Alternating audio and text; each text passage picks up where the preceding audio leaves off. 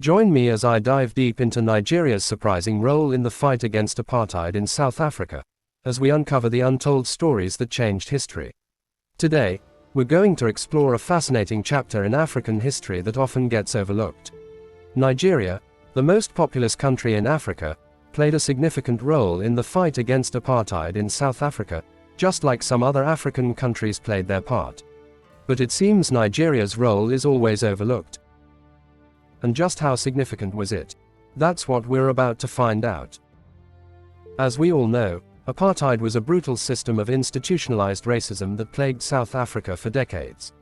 It was a societal cancer that denied basic human rights to millions of people, simply because of the color of their skin. But what many people don't know is that the fight against apartheid was not just a local struggle, but a global one. And Nigeria was one of the countries at the forefront of this fight. Equally important, as you know, I have been in prison for 27 years.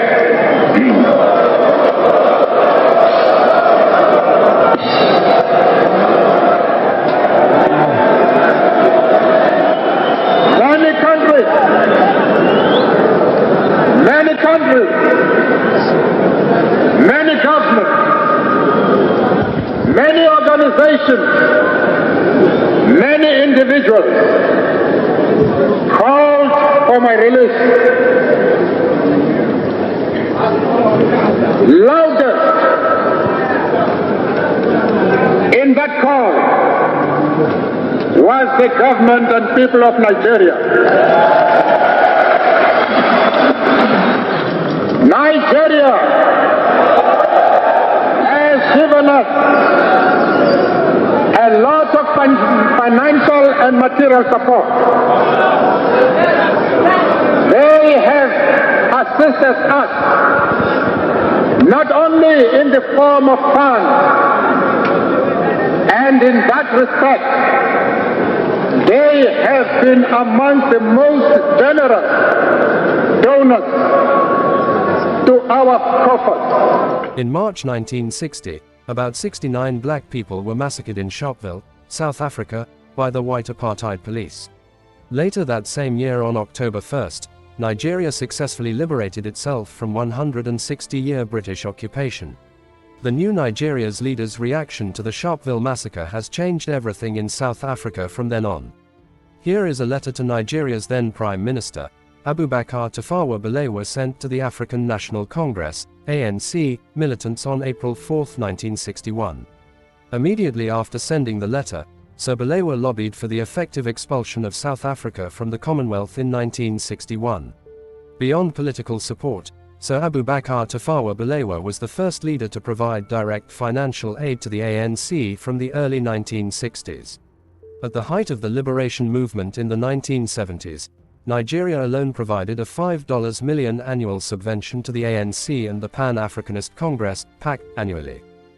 The challenges faced by anti-apartheid activists were enormous. They were met with violence, intimidation, and even death. But despite these challenges, the movement grew stronger, fueled by the determination of people from all over the world who refused to stand idly by while innocent lives were being destroyed. The global response to apartheid was initially slow, but eventually, countries began to take a stand. Economic sanctions were imposed, and diplomatic ties were severed. But it wasn't until the 1970s and 1980s that the movement gained real momentum. In the early 1970s, the United Nations General Assembly condemned apartheid, calling it a crime against humanity. This was a significant turning point, as it marked a shift from a regional problem to a global issue. The international community was finally coming together to take a stand against this injustice. But even with this growing momentum, the struggle was far from over. Nigeria, under the brief leadership of General Murtala Muhammad, took a bold stance against apartheid. In 1976, the country played host to the conference of the African Liberation Committee in Lagos, which brought together liberation movements from across the continent. This conference marked a turning point in Nigeria's role in the anti-apartheid struggle. It was the first time that African nations had come together to discuss the issue, and it paved the way for increased coordination and collaboration. Also in 1976, Nigeria set up the Southern Africa Relief Fund, SARF, destined to bring relief to the victims of the apartheid regime in South Africa, provide educational opportunities to them and promote general welfare. The military administration of General Obasanjo contributed $3.7 million to the fund. This was in the mid-1970s. Moreover, General Obasanjo made a personal donation of $3,000, while each member of his cabinet also made personal contributions of $1,500 each. All Nigeria's civil servants and public offices made a 2% donation from their monthly salary to the SARF. Students skipped their lunch to make donations, and just in 6 months, in June 1977, the popular contribution to the fund reached $10.5 million. The donations to the SARF were widely known in Nigeria as the Mandela tax. As a result of the fund's work, a first group of 86 South African students arrived in Nigeria in 1976, following the disruption of the education system in South Africa. It happened after the massacre of 700 students by the white police, while high school students led protests in South Africa, which began on the morning of June 16, 1976, in response to the introduction of Afrikaans as the medium of instruction in local schools. Known as the Soweto Uprising, an estimated 20,000 students took part in the protests. Hundreds of South African students have benefited from the fund's activity, having come to study in Nigeria for free. Beyond welcoming students and exiles, Nigeria had also welcomed many renowned South Africans like Thabo Mbeki, former South African president from 1999 to 2008. He had spent 7 years in Nigeria. He lived in the Ikoyi area of Lagos from 1977 to 1984, before he left for the ANC headquarters in Lusaka, Zambia. For South Africans, who could not travel abroad because the apartheid regime had withdrawn the passports, Nigeria's government issued more than 300 passports. Along with fellow African countries, Nigeria lobbied for the creation of the United Nations Special Committee Against Apartheid and chaired it for 30 years, longer than any other country.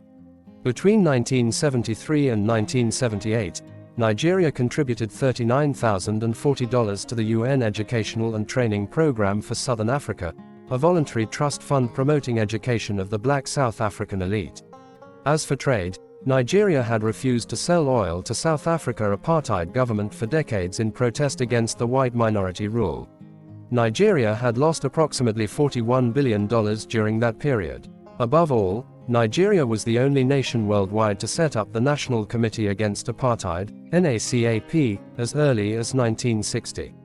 The committee's mission was to disseminate the evils of the apartheid regime to all Nigerians from primary schools to universities, in public media and in markets, through posters and billboards messages.